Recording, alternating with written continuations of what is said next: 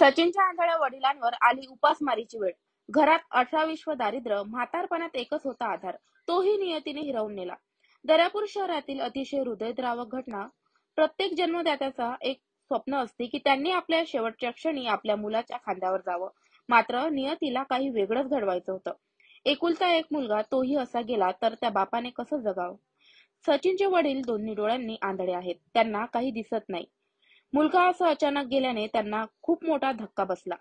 सचिनचा अंत्यविधी सुद्धा परिसरातील लोकांनी पैसे गोळा करून केल्याचे समजले व सचिनचा वडिलांची जेवणाची सोय आता परिसरातील नागरिकांनी केली आहे. आता किती दिवस नागरिक त्यांची जेवणाची सोय करणार, यानंतर काय, असा प्रश्न परिसरातील नागरिकांना पडला आहे व सचिनच्या वडिलांनी शासनाला मदतीची मागणी केली आहे. मात्र आता हे पाहणे योग्य ठरणार की शासन मदत करणार की नाही. नमस्कार, मी श्रद्धा रॉबिन्सन. वराड माझा न्यूज चॅनल मध्ये आपल्या सर्वांचे स्वागत आहे. आज आपण आलेलो आहे सचिन पिंजरकर यांच्या घरी, जे 4 दिवसा अगोदर यांची निर्घृण हत्या करण्यात आलेली आहे आणि अजूनही आरोपी मोकाट आहेत. सचिनचे वडील यांच्यासोबत जुळलेले आहे आणि तसेच आपण पाहू शकता अतिशय हालाकीची परिस्थिती. बोला बोला, काय सांगा. हत्या करण्यात आली, यावर शासनाकडून तुम्ही काय अपेक्षा ठेवता? त्यांनी तुम्हाला मदत करायला पाहिजे, यावर तुम्ही काय बोलाल? मदत करायला पाहिजे ना, काही मदत. आता मी कोणासोबत जगू? आता भीक मागतो, खातो 2 टाइम.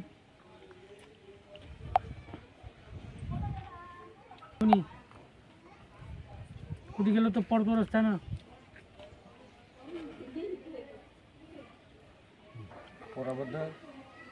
त्याची मला आशा होती आपला कमावता पडला होता, काही आणायचा तो सकाळ संध्याकाळ. एकटाच होतो, 2 मुलीचे लग्न झाले. ते कुठपर्यंत जगतील, ठेवतील की मला? मग अजून शासनापासून काय पाहिजे? मदत पाहिजे थोडीशी, काही नाही, पोट भरायसाठी. आपण बघू शकता अतिशय बिकट अशी परिस्थिती. तरीही शासन झोपेत आहे की काय, असा प्रश्न यांना पडलेला आहे. चला तर जाणून घेऊया. आरोपी हे पुढे भेटतीलही, पण त्याच्या वडिलाचं जे आर्थिक नुकसान झालं, पोटचा गोळा हा मारला गेला, त्यांना आर्थिक मदत शासनाने करण्यात यावी अशी आम्ही अमरावती जिल्ह्याचे खासदार माननीय बळवंतभाऊ वानखळे यांनाही विनंती करणार आहे की त्यांना काही आर्थिक मदत दर्यापूर तहसीलमधून व्हायला पाहिजे.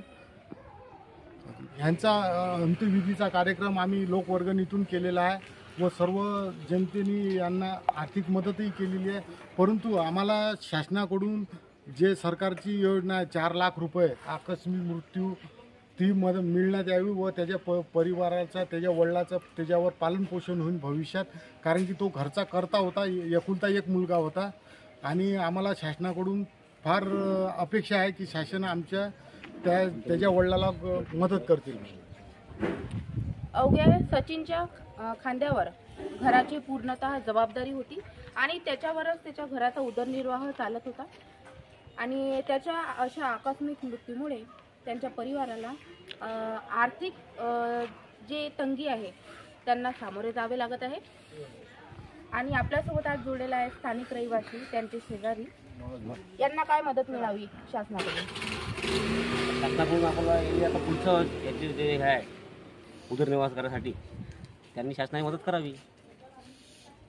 तुम्ही काय सांगू शकाल? जे एक तहसीलदारामार्फत जे माहीत झाल्यावर आपण 4 लाख वगैरे ते मिळतात, त्यांनाही मिळण्यात यावे. यांचा उदर किंवा मग एखादं जर सरकारी वृद्धाश्रम वगैरे असलं तर त्यांना तिथं सोडून तिथं द्यायचा उदरनिर्वाह. गरीब कुटुंब आहे, अशा परिस्थितीत जे काही शासनाच्या वतीने ज्या काही योजना असतात आकस्मिक मृत्यूमध्ये त्या आणि स्थानिक आमदार खासदार वगैरे अशाकडून जे काही शासनाची मदत मिळाली त्यांना मिळावं अशी आमची स्थानिक नागरिकांची इच्छा. रवी नवलकर, श्रद्धा रॉबिन्सन, दर्यापूर.